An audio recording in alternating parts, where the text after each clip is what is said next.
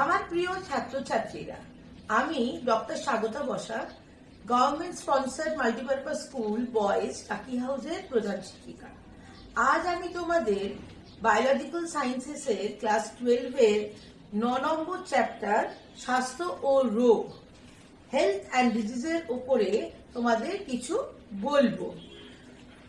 স্বাস্থ্য ও রোগ মানে হেলথ এবং ডিজিজ, এই সম্বন্ধে তোমাদের একটু ক্লাস 12 এ ধারণা করা দরকার আছে।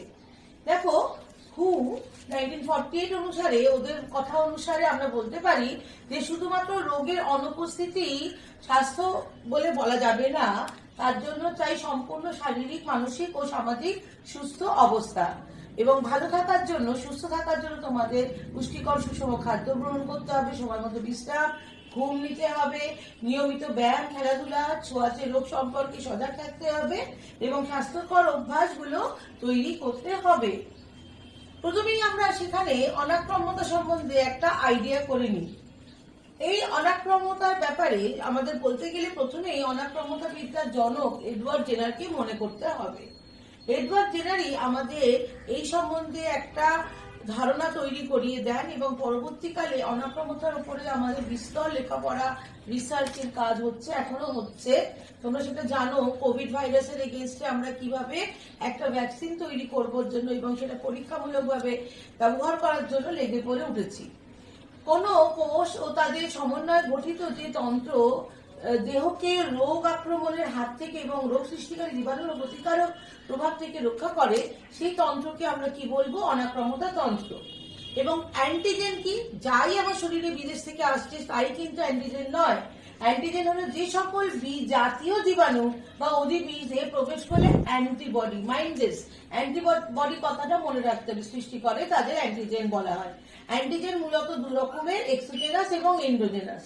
দেখো, যেসব অ্যান্টিজেন আমাদের বাইরে, দেহের বাইরে তৈরি হয় তাদের এক্সোজেনাস অ্যান্টিজেন বলে, যেমন পরাগরেণু, দূষক পদার্থ, ভেষজ পদার্থ, এইগুলো। আবার এন্ডোজেনাস অ্যান্টিজেন বলতে কি বুঝবে?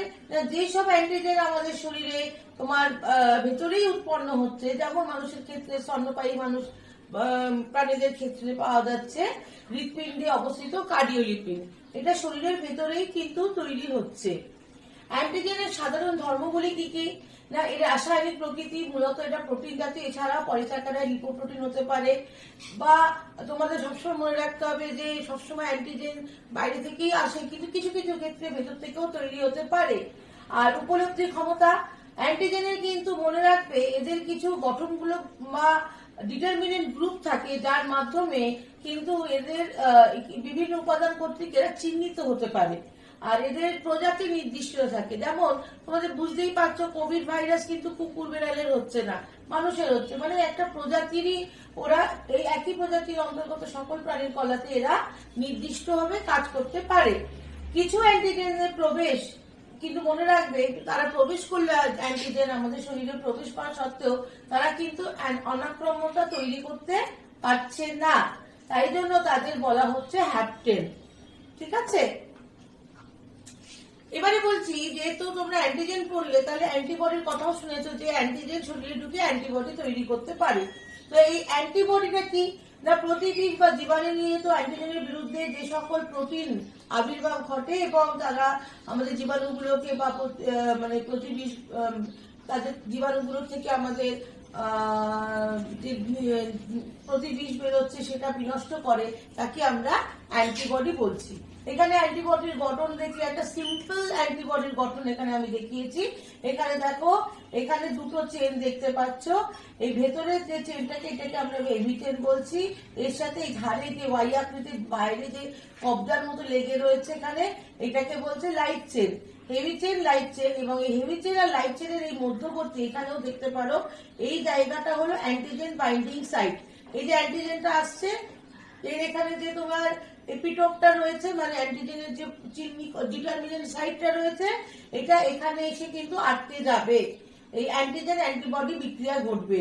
তাহলে লাইট চেন, হেভি চেন এবং লাইট চেন আর হেভি চেনের মাধ্যমে যে আমি গঠনটা তৈরি করছি, এর মধ্যে কিন্তু sulphur sulphur bonding, S bonding এখানে রয়েছে।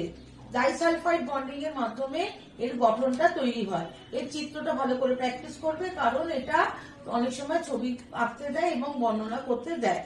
আমরা যদি দেখি কত রকমের অ্যান্টিবডি আছে, প্রথমেই আমরা বলবো immunoglobulin G A M E D. আমি নামটা এই জন্যই এরকম ভাবে লিখেছি, দেখো G A M E D, gamed, G A M E D, gamed. এই কথাটা যদি মনে রাখতে পারো, কয় প্রকার অ্যান্টিবডি আছে তোমরা জেনে গেলে। ইমিউনোগ্লোবুলিন জি, যেটা আমরা সবসময় রক্তে পাই, এবং মনে রাখবে এটা কিন্তু প্লাসেন্টা অতিক্রম করে যেতে পারে। সব থেকে সরলতম বলতে পারো এটা। এখানে দেখো ইমিউনোগ্লোবুলিন জি এর ছবি দেওয়া আছে, তোমাদের বইতেও পাবে।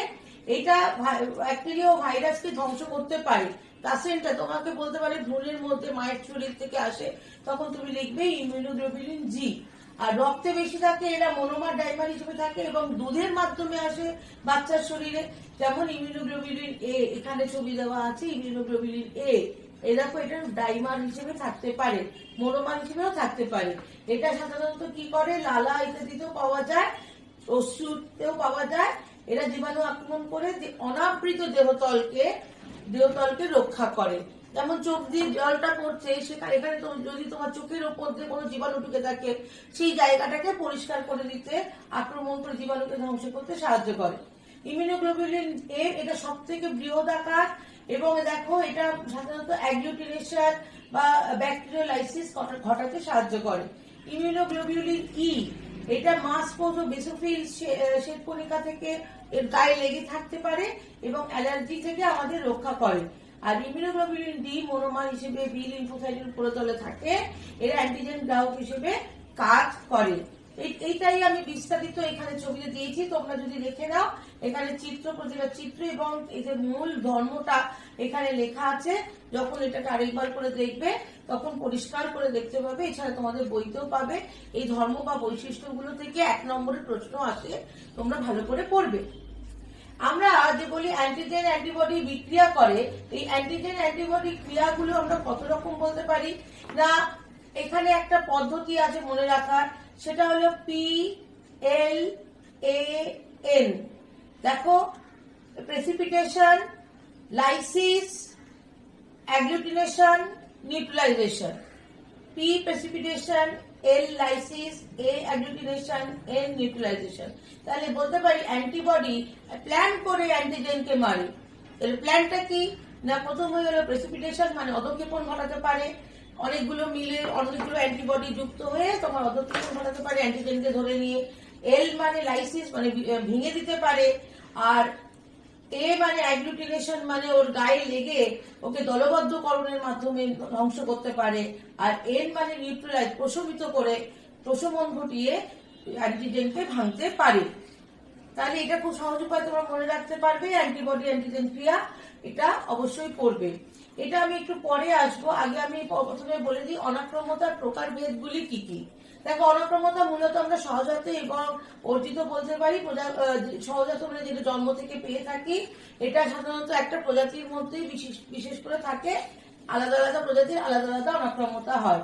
আর প্রাকৃতিক ভাবে লব্ধ, যেটা আমাদের সক্রিয়, যেটা ধরো যেমন দেহে অনুপ্রবেশকারী যে ব্যাকটেরিয়া তাদের জন্য, যে মানে আমার শরীরে চিকেন পক্সের ভাইরাস ঢুকলো, আমার চিকেন পক্স একবার হলো আর হবে না, এইভাবে যে সক্রিয় ভাবে যেটা হলো সেটা হলো সক্রিয় অনাক্রম্যতা। আর নিষ্ক্রিয় অনাক্রম্যতা, যেটা প্লাসেন্টার মাধ্যমে এক্ষুনি আমি বললাম যে আমার শরীরে, আমার মায়ের শরীর থেকে কি কি অ্যান্টিবডি আসতে পারে, সেইভাবে আমি মাতৃদুগ্ধ থেকেও পেতে পারি। এটা হলো নিষ্ক্রিয় ভাবে, আমার শরীর তৈরি করলো না, কিছু পেলো মায়ের শরীর থেকে। এছাড়া কৃত্রিম ভাবে যেটা হতে পারে, মানে ভ্যাকসিন, তোমার শরীরে সেই অ্যান্টিবডি তৈরি হচ্ছে না, তাই জন্য তুমি ভ্যাকসিন নিয়ে সেটা তৈরি করে নিচ্ছ, এটা হলো সক্রিয় পদ্ধতিতে। আর নিষ্ক্রিয়, যেটা ইনজেকশনের মাধ্যমে, যেমন সাপ কামড়ালে যে বিষ, সেই বিষ আমরা ধ্বংস করতে পারি না, তখন কি করি আমরা, ঘোড়া কিন্তু সাপের বিষকে, টক্সিনটাকে মারতে পারে। তাই ঘোড়ার আমরা অ্যান্টিবডিটাকে গ্রহণ করি, এবং অ্যান্টিবডিটাকে নিয়ে আমরা ঘোড়ার শরীরে থেকে নিয়ে ওটাকে প্রসেসিং করে মানুষকে দেওয়া হয়। যতবার সাপে কামড়াবে ততবার কিন্তু ওই অ্যান্টিভেনমটা আমাদের নিতে হবে। এটা হলো নিষ্ক্রিয় অনাক্রম্য তার পদ্ধতি। এবার দেখো সহজাত অনাক্রাম্যতা যেটা বলছিলাম, ত্বকের মাধ্যমে, ধর্মগ্রন্থি বা শ্বেত গ্রন্থির মাধ্যমে, মিউকাস পর্দা, এগুলো আমরা ভৌত উপায়ে আমরা এগুলোকে ধ্বংস করছি। মিউকাস পর্দা আটকে দিচ্ছে। দেখো এখানে শ্লেষ্মা বা সিলিয়া এবং এখানে কিছু মাংসকোষ বা ম্যাক্রোফাজও বেরিয়ে যায় অনেক সময়। যেখানে দেখো ত্বক কিভাবে তোমার তোমার ইয়েকে আটকায়, অতিবেগুনি রশ্মি বা ইত্যাদি নানান রকমের যেগুলো আমাদের ক্ষতিকারক বস্তুগুলোকে আটকে দিতে পারে। এবারে দেখো শারীরবৃত্তীয় ভাবে দেখতে গেলে দেখবো যে লাইসোজাইম, যেটা অশ্রু গ্রন্থিতে থেকে বেরোয়, লালা গ্রন্থি থেকে বেরোয়, আমাদের এই লাইসোজাইম কিন্তু কোনো অ্যান্টিজেন ঢুকলে সেগুলোকে ধ্বংস করার জন্য। এখানে নিউট্রোফিলও বেরিয়ে আসে, ম্যাক্রোফাজও বেরিয়ে আসে। আর যেমন দেখো সেরুমেন, কানের এখানে দেখো সেরুমেন রয়েছে, এটাও কিন্তু কোনো জীবাণু বা কোনো ক্ষতিকারক বস্তুকে ভেতরে প্রবেশ করতে সহজে দেবে না। এছাড়া আমরা এখানে আরো একটা পদ্ধতি দেখতে পাচ্ছি, আমাদের পাকস্থলী বা স্টামাকের মধ্যে HCl আছে, অ্যাসিড, অ্যান্টিজেন ঢুকলে সেটা কিন্তু এখানে ধ্বংসপ্রাপ্ত হতে পারে। আবার অন্ত্র, এখানে অ্যাসিড, তারপরেই অন্ত্র, পিত্তরস যেখান দিয়ে যাচ্ছে এখানে এটা ক্ষারীয় হয়ে যায়, তাই জন্য দেখো অ্যান্টিজেন গুলো ঢুকলে সেগুলোকে এখানে ভেঙে দিচ্ছে, অতএব এদের নিষ্ক্রিয় করে দিচ্ছে। এইভাবেও কিন্তু হয়। আর কোষীয় প্রতিরোধ দেখো এখানে একটা ম্যাক্রোফাজ কিভাবে অ্যান্টিজেনকে গিলে খাচ্ছে, এখানে পদ্ধতিটা দেখতে পাচ্ছ। এখানে নিউট্রোফিলও দেখো কেমন একটা ব্যাকটেরিয়াকে তাড়া করে যাচ্ছে, এটা দেখা যাচ্ছে। আর ন্যাচারাল কিলার সেল, এখানে দেখো ন্যাচারাল কিলার সেল এসে কিভাবে এই অ্যান্টিজেন এটাকে ধ্বংস করবে, এটা ফুটো করে দেবে। দেখো এখানে ফুটো করলো, পারফোরিন নিঃসরণ করে ফুটো করে দেবে, এবং ফুটো করে দিয়ে ভেতরে জল ঢুকে যাবে, মানে রস ঢুকে যাবে, গিয়ে সেটা ফেটে ধ্বংসপ্রাপ্ত হবে। এরপরে দেখো আরো প্রদাহ প্রক্রিয়া, ইনফ্লামেশন, মাংসকোষ বা হিস্টামিন, প্রোস্টাগ্ল্যান্ডিন ইত্যাদি নিঃসরণ করে এখানে তোমার কোথাও কেটে গেছে বা সেখানে কোনো জীবাণু ঢুকলে সেটাকে ধ্বংস করে। জ্বর, পাইরোজেন, যখন আমাদের হাইপোথ্যালামাসকে বাইরের এক্সোজেনাস বা এন্ডোজেনাস পাইরোজেন, সেটা জ্বর হলে আমরা বুঝতে পারি, এবং তখন আমরা একটা স্বাভাবিক তাপমাত্রা থেকে বেশি হলে আমরা বিশ্রাম নিই, ওষুধ খাই, এবং তখন সেই তাপমাত্রাটাও কিন্তু অনেক জীবাণুকে ধ্বংস করতে সাহায্য করে। এরপরে আরো একটা সিস্টেম আছে কমপ্লিমেন্ট সিস্টেম, যেখান দিয়ে আমরা দেখতে পাচ্ছি যে এখান দিয়ে প্রচুর পরিমাণ তরল প্রবেশ করে কোষটাকে মেরে দিতে পারে। বা ইন্টারফেরন, দেখো এটা একটা আক্রান্ত ভাইরাস আক্রান্ত কোষ, এখান থেকে ইন্টারফেরন বেরিয়ে পার্শ্ববর্তী কোষে চলে যাচ্ছে এবং এই কোষটাকে বাঁচাবার চেষ্টা করছে, সেখানে আর ভাইরাসের আক্রমণ কিন্তু হতে দিচ্ছে না। এইভাবে কিন্তু ইন্টারফেরনের মাধ্যমে ভাইরাসের সংক্রমণ আটকানো যেতে পারে। এই দেখো এখানে আমি তোমাদের সেই জন্য একটা পদ্ধতিতে দেখাচ্ছি যে এখানে আমাদের যে স্টেম সেল, সেই স্টেম সেল থেকে আমরা মূলত মাইলোব্লাস্ট সেল যেটা পাচ্ছি, তার থেকে আমি মনোসাইট এবং পরবর্তী পর্যায়ে ম্যাক্রোফাজ, যে নাকি সব অ্যান্টিজেন গিলে খায়, সেরকম জিনিস তৈরি করে নিতে পারছি। আর এখানে যে লিম্ফয়েড কোষ যেটা আছে, লিম্ফয়েড সেল, সেখান থেকে একটা এনটিসি, ন্যাচারাল এনকেসি, ন্যাচারাল কিলার সেল, এবং ক্ষুদ্র লিম্ফোসাইট দু প্রকার, টি লিম্ফোসাইট, বি লিম্ফোসাইট আবার প্লাজমা কোষ তৈরি করতে পারে। এরা সবাই কিন্তু অ্যান্টিবডি ধ্বংস করতে তৈরি হয়। কিভাবে দেখো, এই আবার দেখাচ্ছি এখানে দেখো স্টেম কোষ থেকে ন্যাচারাল কিলার সেল চলে যায়, এবং কিছু অপরিণত যে টি সেল গুলো, সেগুলো গিয়ে তোমার স্প্লিনে গিয়ে, সেখানে গিয়ে তোমার এরা বা থাইমাস গ্রন্থিতে গিয়ে সেখানে গিয়ে ওরা টি সেল গুলো পরিণত হয়, যেমন সাইটোটক্সিক টি সেল, তারপরে হেল্পার টি সেল, আর তোমার এখানে আরেকটা হলো সাপ্রেসার টি সেল, আর একটা হলো তোমার মেমোরি টি সেল। এই 4 রকম টি সেল তৈরি হয়। এই টি সেল গুলো যেমন জীবাণু ধ্বংস করতে পারে, অপরদিকে বি লিম্ফোসাইট কি করে, বি সেল তৈরি করে। বি সেল এক প্রকার মেমোরি সেল থেকে যায়, পরবর্তী ক্ষেত্রে যদি জীবাণু ঢুকে শরীরে প্রবেশ করে তাদের ধ্বংস করে। আর এই প্লাজমা কোষ কিন্তু অ্যান্টিবডি ধ্বংস করে। তাহলে এই যে বি সেল যারা, এরা কিন্তু তোমার হিউমারাল ইমিউনিটি বা রসভিত্তিক ইমিউনিটি তৈরি করে, আর এরা সেল ভিত্তিক বা কোষ ভিত্তিক ইমিউনিটি তৈরি করে। এখানে সেই একই পদ্ধতি আবার দেখিয়েছি। এখানে তোমরা দেখো অ্যান্টিজেন, এই দেখো অ্যান্টিজেন আসছে, আমি তোমাদের যে বললাম প্ল্যান, এই দেখো কেমন ভাবে একে ধরে নিয়ে যাচ্ছে এবং ধ্বংস করে দিচ্ছে। এখানে এই ছবিটা আরেকবার করে আমি দেখিয়েছি। এছাড়া আমি এবারে চলে যাচ্ছি ওই তোমার অনাক্রম্যতার যে সক্রিয় এবং নিষ্ক্রিয় অনাক্রম্যতা তোমাদের তো বুঝিয়েই দিয়েছি, পার্থক্য পড়বে ভালো করে, বইতে আছে, আমি বই থেকেই এখানে রেখেছি। এছাড়া রসভিত্তিক ও কোষভিত্তিক অনাক্রম্যতা, রসভিত্তিক অনাক্রম্যতা এটাও তোমাদের বলেছি, এটা বি লিম্ফোসাইটের জন্য হয়, কোষভিত্তিক টি লিম্ফোসাইটের জন্য হয়, এবং এটা মুখ্যত অ্যান্টিবডি সংশ্লেষ করে এবং অ্যান্টিজেনের ক্ষরণের বিরুদ্ধে, মানে জীবাণুর ক্ষরণের বিরুদ্ধে এরকম অনাক্রম্যতা গড়ে ওঠে। ঠিক আছে? আর এটা কি হয় না, লিম্ফোকাইনিন ইন্টারফেরন অ্যান্টিবডি সংশ্লেষের মাধ্যমে এদের অনাক্রম্যতা তৈরি হয়। সাধারণত সকল প্রকার অ্যান্টিজেনের বিরুদ্ধে তোমার রসভিত্তিক অনাক্রম্যতা দেখা যায়। আর কোষভিত্তিক অনাক্রম্যতা মূলত তোমার বিশেষ করে তোমার কয়েক রকম বিশেষ ধরনের অ্যান্টিজেনের বিরুদ্ধে দেখা যায়। আর এটা দেহক্ষয়, রক্তক্ষয়, লসিকা, কলেরসের মাধ্যমে ঘটে। আর এই অনাক্রম্যতা মূলত কোষের মাধ্যমে ঘটে, তাই এটাকে কোষভিত্তিক অনাক্রম্যতা বলা হয়। এরপরে আমি আবার চলে যাচ্ছি আরেকটু আগের দিকে। এখানে ওই সেই অ্যাক্টিভ আর প্যাসিভ ইমিউনিটি, এই কথাটা আমি তোমাদের ভালো করে বুঝিয়ে দিয়েছি। সক্রিয় এবং নিষ্ক্রিয়। সক্রিয় মূলত যেটা আমার বাইরে থেকে আমি নিচ্ছি, ইনজেকশনের মাধ্যমে, ভ্যাকসিনের মাধ্যমে নয়, নেওয়া যেতে পারে, বা যেটা আমার শরীরে অসুখ ঢোকার জন্য হতে পারে। আর নিষ্ক্রিয় যেটা আমার মায়ের শরীর থেকে আমার শরীরে আসতে পারে, বা আমাকে আমার ভাবে কোনোভাবেই আমার শরীরে তার অ্যান্টিবডি তৈরি হয় না, আমাকে রেগুলার ডোজে, যেমন সাপের বিষ প্রশমন করার জন্য আমাকে অ্যান্টিভেনম নিতে হচ্ছে, তখনই আমাকে সাপ কামড়াবে। এবারে দেখো এখানে ভ্যাকসিন হলো টিকা, যেটার মাধ্যমে আমি দেহকে আমার কিছু জীবাণুর বিরুদ্ধে দেহকে তৈরি করার জন্য চেষ্টা করতে পারি। বিভিন্ন ধরনের ভ্যাকসিনের নাম শুনেছো তোমরা। এখানে আমি কিছু ভ্যাকসিনের নাম বলেছি, যেমন ডিপিটি, এটা ডিপথেরিয়া, হুপিং কফ, টিটেনাসের বিরুদ্ধে, ডিসিটি, এটা তোমার tuberculosis, OPV, oral polio vaccine অনেক রকমের নেওয়া যায়। টাইফয়েড ভ্যাকসিন টাইফয়েড প্রতিরোধ করে। এমএমআর, এটা হাম, রুবেলা এবং মামস প্রতিরোধ করতে সাহায্য করে। আর টিটি হলো টিটেনাস টক্সয়েড। এখানে কিছু আবার করে দেখিয়েছি কিছু কিছু ভ্যাকসিন, এগুলো একটা নির্দিষ্ট ডোজে নিতে হয়, যখন তখন যেরকম সেরকম নেওয়া যায় না, বয়সেরও ব্যাপার আছে। মনে রাখবে যত বেশি লোক, এখানে দেখো যত বেশি লোক ভ্যাকসিনেটেড হয়েছে তত রোগ কম ছড়াচ্ছে। আর এখানে যত কম লোক দেখো বেশি লাল হয়ে যাচ্ছে, মানে কেন না, কম লোকে নীল রংটা হলো ভ্যাকসিন নেওয়া, যত নীল হচ্ছে তত বেশি নীল যত কম, মানে ভ্যাকসিন কম রুগী বেশি, ভ্যাকসিন বেশি নিয়েছে লাল দেখো রুগী কম।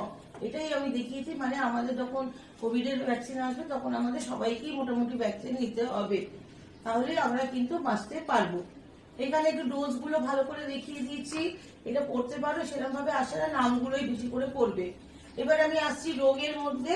রোগ কাকে বলে না, দেহে যখন কার্যগত এবং গঠনগত অস্বাভাবিকতা দেখতে পাচ্ছি তখনই আমরা বলবো রোগ হয়েছে। সংক্রামক রোগ কোনটা না, যেটা নানা রকম ব্যক্তির মাধ্যমে বা হাঁচি, কাশি, ডায়রিয়া, মানে নানা রকম পদ্ধতিতে তোমার শরীরে আসতে পারে, জীবাণুর মাধ্যমে আসতে পারে। এইডস, সিফিলিস, ম্যালেরিয়া, ডায়রিয়া, এগুলো সব তোমার সংক্রামক। আর অসংক্রামক মানে যেগুলো, যেমন তোমার ডায়াবেটিস হতে পারে, আর্থ্রাইটিস হতে পারে, রক্তাল্পতা, এগুলো একজনের থেকে আরেকজনের ছড়ায় না, তাই এই অসংক্রামক রোগ। রোগকে আমি এখানে দুভাগে ভাগ করেছি। বংশগত, যেমন বংশ পরম্পরায় হচ্ছে হিমাচুরিয়া, অর্জিত যেটা, মানে আমার যেমন সংক্রামক রোগ, অসংক্রামক রোগ, এগুলো আবার অর্জিত, মানে বাইরে থেকে আমরা পেতে পারি। এরপরে দেখো প্রথমেই আমি আসছি ম্যালেরিয়াতে। এটার ভেক্টর হলো গৌণ পোষক স্ত্রী অ্যানোফিলিস মশা, মুখ্য পোষক মানুষ। নামগুলো ভালো করে মনে রাখবে, স্ত্রী অ্যানোফিলিস মশা কথাটা মনে রাখবে, এরা পোষক, ভেক্টর বা গৌণ পোষক। আর সংক্রমণকারী জীবের নাম, বিজ্ঞানসম্মত নামগুলো ভালো করে পড়তে হবে, যেমন প্লাজমোডিয়াম ভাইভ্যাক্স, প্লাজমোডিয়াম ফ্যালসিফেরাম, প্লাজমোডিয়াম মোভেল আর প্লাজমোডিয়াম ম্যালেরি। বিজ্ঞানসম্মত নামগুলো কিন্তু বিজ্ঞানসম্মত ভাবেই লিখতে হবে। বড় হাতে প্রথমে পরেরটা স্পিসিস নেমটা ছোট হাতে, এবং তোমরা তো আইটালিক্সে লিখতে পারবে না খাতায়, তাই জন্য তোমাদের কি করতে পারবে, সবসময় যেরকম ভাবে লেখো না কেন তোমাদের প্লাজমোডিয়াম আর ভাইভ্যাক্স আলাদা আলাদা আন্ডারলাইন করে দেখাতে হবে। রোগের লক্ষণ, প্রথমে শীত দশা আসে, কাঁপুনি দেয়, তারপরে কিছুক্ষণ 1 ঘন্টা পরে তখন প্রচন্ড জ্বর আসে, 105-6 ডিগ্রি ফারেনহাইট টেম্পারেচার উঠে যায়, তারপরে ঘর্ম দশা আসে, তখন জ্বর ঘাম দিয়ে ছেড়ে যায়। এরপরে দেখো কিভাবে রোগটাকে তুমি দমন করবে। নানা রকম কুইনাইন ইত্যাদি। এছাড়া তুমি রোগ প্রতিরোধ করতে পারো, যেমন মশারি খাটিয়ে, মসকিটো রিপেলেন্ট ব্যবহার করে, আর আবর্জনা ঠিকঠাক জায়গায় সরিয়ে দিতে হবে, জল বেশি দিন খোলা রেখে দেবে না এরকম ভাবে। আর এই তোমার ডিজিজের কথা বলতে গিয়ে একটা কথা অবশ্যই বলছি, মোড অফ ট্রান্সমিশন কিন্তু তোমাদের কোনোটারই পড়তে হবে না সেইভাবে, ঠিক আছে। এরপরে আমি পরবর্তী রোগে চলে যাচ্ছি, ফাইলেরিয়াসিস, যেটাকে এলিফ্যান্টিসিস বলে বা গোজ রোগও বলা হয়। এর সংক্রমণকারী জীব হলো লার্ভা দশা, আক্রমণকারী দশা। এই পর্ব নিমাটোডা, গণ, উচেরিডিয়া, আর প্রজাতি হলো ব্যানক্রফটি। এই নামটা উচেরিডিয়া ব্যানক্রফটি, এই নামটা ভালো করে পড়বে। এই রোগের লক্ষণ কি না, ফাইলেরিয়া কি কোনো আক্রান্ত স্থানে একটা দেখবে লাল হয়ে উঠছে, প্রদাহ আছে এবং লসিকাবাহ গুলো বেশি করে ফুলে ওঠে, জ্বর আসে, অমাবস্যা পূর্ণিমা প্রচন্ড ব্যথা হয়, আর তোমার সেই স্থানে একটা অবরোধ তৈরি হয় বলে স্থানটি ফুলে যায়, টান টান হয়ে যায়, আক্রান্ত স্থানে খুব ব্যথা হয়। চিকিৎসা কি না, পূর্ণাঙ্গ কৃমির দমনের জন্য অ্যান্টিমোনিয়াম আর্সেনিকাল প্রিপারেশন ব্যবহার করা যেতে পারে। এছাড়া মাইক্রোফাইলেরিয়া দমনের জন্য কার্মামাইজাইন এই বা হেট্রাজোন এইগুলো ব্যবহার করা যেতে পারে। পরবর্তী অসুখ অ্যাসকেরিয়াসিস। অ্যাসকেরিয়াসিস হলো গোল কৃমির জন্য হয়, যার নাম অ্যাসকারিস লুম্ব্রিকয়েডিস। রোগের লক্ষণ হলো নাভির চারপাশে একটা ব্যথা ব্যথা থাকবে, খেতে পাবে না, মুখে জল জল আসবে, বমি আসবে এবং উদরাময় বা মলের সঙ্গে কৃমি বেরোবে। মুখ নাক দিয়েও বেরোতে পারে, ঘুমের মধ্যে কথা বলে, আর ঘুমানোর সময় দাঁত কিরমির করে। এর চিকিৎসার জন্য হেলমাসিড সিরাপ ব্যবহার করা যেতে পারে বা চিনোপোডিয়াম তেল।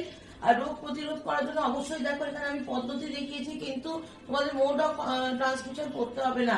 শাকসবজি ইত্যাদির মধ্যে তো আসে, এই শাকসবজি ধুয়ে খেতে হবে, পানীয় জল ফুটিয়ে খেতে হবে, নখ টোক নোংরা রাখা যাবে না, পরিষ্কার করে ধুতে হবে, নখ কাটতে হবে, ভালো খাবার খেতে হবে এবং খাওয়ার সময় তার আগে হাত ধুয়ে নিতে হবে, মল ত্যাগ করে হাত পরিষ্কার করে ধুয়ে নিতে হবে। এরপরে দেখো টাইফয়েড বা আন্তরিক জ্বর, এটার জন্য সালমোনেলা টাইফি হলো প্যাথোজেন এবং এটার ইনকিউবেশন 10 থেকে 15 দিন পেটের ভেতরে ঢোকার পরে তোমার অসুখটা হবে।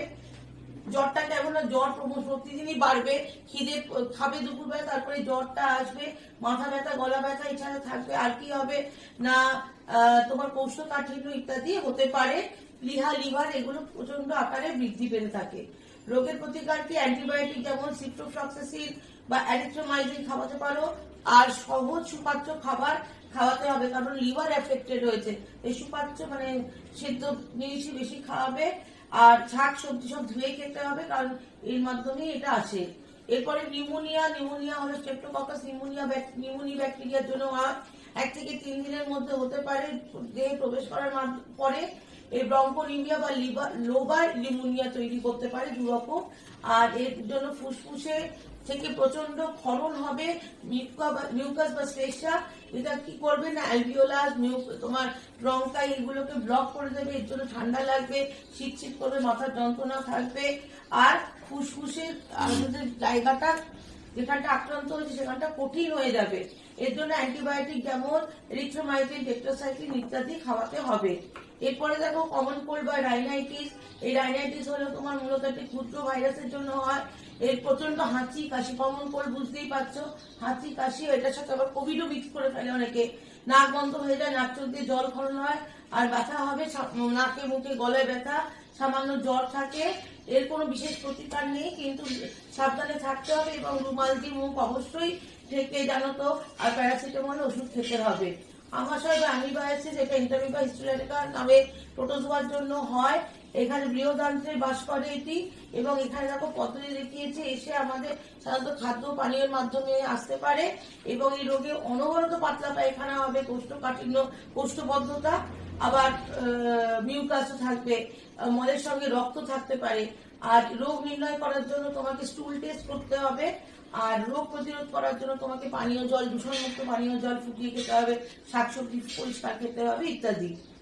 দাঁত, রিংওয়ার্ম বা টিনিয়া, এই দেখো গায়ের উপরে সাধারণত হয়, এরকম গোলাকার মতো হয় বলে এটাকে বলা হয় রিংওয়ার্ম। আর এটা লালচে হয়ে প্রচন্ড অসহ্য চুলকানি হয় এবং চটচটে হয়ে যায়, প্যাচ দেখা যায়। এটা যেটা স্যালিসাইক্লিক অ্যাসিড মলম দেওয়া যেতে পারে, ট্যাবলেট খাওয়া হয় অনেক সময়। তাদের প্রতিকারের জন্য পরিষ্কার পরিচ্ছন্ন রাখতে হবে এবং অবশ্যই করে সাবান, কিন্তু যে মানুষের আক্রান্ত সেই মানুষের জামা কাপড়, জিনিসপত্র, সাবান, তেল কিছুই তোমরা ব্যবহার করবে না। ক্যান্সার সব থেকে গুরুত্বপূর্ণ ওয়ার্ড ক্যানগ্রাম থেকে এসেছে, মানে কাঁকড়া। এটা কিন্তু ক্যান্সার সৃষ্টিকারী, মানে তোমার যে অসুখটা, এটা কার্সিনোজেন। এটা কার্সিনোজেনটা কি ইউভি রশ্মি থেকে শুরু করে নানান রকমের তোমার কেমিক্যালস হতে পারে। অঙ্কোজিন কি অঙ্ক ভাইরাস, নানান রকমের ক্যান্সার সৃষ্টিকারী virus, hepatitis B virus, sarcoma virus বা রেট্রোভাইরাস, লিউকেমিয়া যেটা আরএনএ ভাইরাস। অঙ্কোজিন যেদিন ক্যান্সার সৃষ্টি হয় অঙ্কোজিন বলে। আর দেখো কত রকমের এখানে ক্যান্সার হতে পারে, কার্সিনোমা, মেলানোমা, সার্কোমা, লিউকোমা, লিম্ফোমা। এই নামগুলো অবশ্যই ভালো করে পড়বে। ক্যান্সারের লক্ষণগুলো খুব ভালো করে পড়বে। কোন যেখানে হয় সেখানে একটা টিউমারের মতো হবে। তারপরে দেখবে নানা রকম মলত্যাগের তোমার পরিবর্তন হয়ে যাবে, ত্বকের রং পাল্টে যাচ্ছে, কাশি এক নাগালে লেগে থাকবে, কথা বলতে অসুবিধা হতে পারে, অস্বাভাবিক রক্তক্ষরণ হতে পারে, গলায় ব্যথা, প্রচন্ড ক্লান্তি থাকবে এবং খসখসে ত্বক, রাতে অস্বাভাবিক ধর্মকরণ, এগুলো হতে পারে। মেটাস্টাসিস হলো ক্যান্সারের একটা বিশেষ লক্ষণ। এখানে কি হয়, কোষগুলি তাদের উৎপত্তি স্থল থেকে বিচ্ছিন্ন হয়ে দূর দূরান্তে ছড়িয়ে যায়, এটাকে বলা হচ্ছে মেটাস্টাসিস। অ্যাঞ্জিওজেনেসিসও হয়। এছাড়া কন্ট্যাক্ট ইনহিবিশন ক্ষমতার অবলুপ্তি ঘটে যায় কোষগুলোর। আর কি হয়, কোষের পর্দা নতুন নতুন টিউমার সৃষ্টিকারী অ্যান্টিজেনের আবির্ভাব ঘটে। এই জন্য ক্যান্সার খুব ক্ষতিকারক এবং মারাত্মক। ক্যান্সারের বৈশিষ্ট্যগুলো অবশ্যই করে ভালো করে পড়বে। ক্যান্সারের বিস্তার রক্তের মাধ্যমে, লসিকার মাধ্যমে, অঙ্গ প্রতিস্থানের মাধ্যমে, প্লাসেন্টার মাধ্যমে ইত্যাদি মাধ্যমে হতে পারে। এটা নির্ণয় করার জন্য আমরা biopsy, pap test, x-ray, plate scan, CT scan ইত্যাদি করে থাকি। এরপরে আসি AIDS, acquired immunodeficiency virus syndrome, যেটা হিউম্যান ইমিউনোডেফিসিয়েন্সি ভাইরাস। নামটা ভালো করে পড়বে, পরীক্ষায় দেওয়া হয় জন্য হয়ে থাকে। এটা 6 মাস থেকে 10 বছরের মধ্যে তোমার শরীরে ঢোকার পরে লক্ষণ দেখাতে পারে। এটা খুব ছোট একটা আরএনএ ভাইরাস, গঠনটা আমি এখানে দেখিয়েছি। এবং এটা কি করে না, কোষের প্লাজমা পর্দার CD4 গ্রাহকের সঙ্গে যুক্ত হয় এবং কি করে না, এটা আমাদের শরীরে ঢুকলে আমাদের সমস্ত নানান রকমের রোগের লক্ষণ দেখাতে পারে, যেমন জ্বর, মাথা ব্যথা, সব রকম রোগের লক্ষণ এখানে দেখতে পাই। কারণ এই আমাদের অনাক্রমত তন্ত্রটাকে নষ্ট করে দেয়। ক্ষুধা বন্ধ থাকবে, অনুচক্রিকার সংখ্যা কমে যাবে, শ্বেত কণিকার সংখ্যা বেড়ে যাবে, কারণ জীবাণুর সাথে তাকে ফাইট করতে হচ্ছে। আর প্রতিকার করার জন্য অবশ্যই করে মনে রাখতে হবে, যৌন মিলন কেবলমাত্র স্বামী স্ত্রীর মধ্যে হবে, অন্যত্র কিন্তু তোমাকে কন্ডোম বা ইত্যাদি ব্যবহার করতে হবে। ডিসপোজেবল সিরিঞ্জ কোনোভাবে তুমি 2বার 3বার ব্যবহার করবে না, অল্পর লোকে তো করবেই না। আর এখানে ব্লেড, রেজার যেগুলো অন্য কোনো লোকের সেখানে ব্যবহার না করাই ভালো। আর বয়ঃসন্ধি ড্রাগ ও মদের অপব্যবহার করা বন্ধ করে দিতে হবে। এবারে দেখো, বয়ঃসন্ধিকালে যে ড্রাগ ও মদের ব্যবহার, এটা অপব্যবহার বলতে হবে। কারণ ড্রাগ খেলে কি হয়, ড্রাগ আমরা সাধারণত নিই আমাদের শরীরের অসুস্থতা কি সারাবার জন্য, এটা নির্দিষ্ট মাত্রায় নিতে হয় কখনো কখনো। কিন্তু যদি তুমি অনিয়মিত এবং মানে আনপ্ল্যান ভাবে এবং প্রচন্ড মাত্রায় তুমি নিতে থাকো, সেটা কিন্তু তোমার স্বাভাবিক ক্রিয়া পরিবর্তন করে দেবে, তোমার নানান রকম অসুখ বিসুখ হতে পারে। যেমন সিডেটিভ, এগুলো নামগুলো মনে রাখবে। সিডেটিভ, বারবিচুরেট, ট্রাঙ্কুইলাইজার, মদ, ভ্যালিয়াম, উত্তেজক বা stimulant, heroin, morphine, pethidine, methadone, hallucinogen যেমন মারিজুয়ানা, গাঁজা, এলএসডি। মাদক নির্ভরতা তুমি দেখলেই বুঝবে একটা মানুষ মাদক নিয়ে থাকে, কারণ তার ওজন কমতে থাকবে আস্তে আস্তে, কোনো কাজে ভালো লাগবে না, তোর চোখগুলো লাল ফুলে থাকে, অস্বচ্ছ দৃষ্টি, কিছুতেই তার আগ্রহ থাকে না, ঘুম কমে যায়, আলস্য এসে যায়, অধিক খাওয়া নিঃসরণ হতে থাকে। এরপরে দেখবে মদ্যপানের ফলাফলে কি হয় না, কেন্দ্রীয় স্নায়ুতন্ত্রের উপরে মদ্যপানের বিশেষ প্রভাব আছে।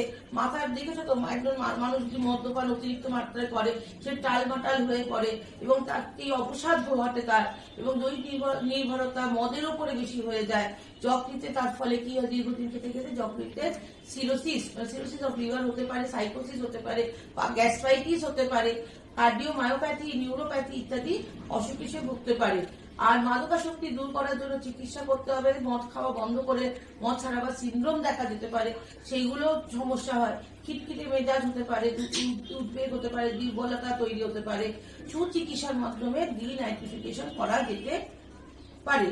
তাই আমি শেষ করছি এখানে অ্যাকনোলেজমেন্ট দিয়ে, যে আমি কিছু ইন্টারনেটের Google picture, Femina, Shutterstock, Britannica, Wikipedia ব্যবহার করেছি। এছাড়া আমি উচ্চ মাধ্যমিক জীববিদ্যা ডক্টর তাপস দেব ও ডক্টর দুলাল চন্দ্র সাঁতরার বই ব্যবহার করেছি। তাই আমি এদের কাছে কৃতজ্ঞ কৃতজ্ঞতা জানাচ্ছি। তোমরা পড়বে এবং আশা করি সব বুঝবে।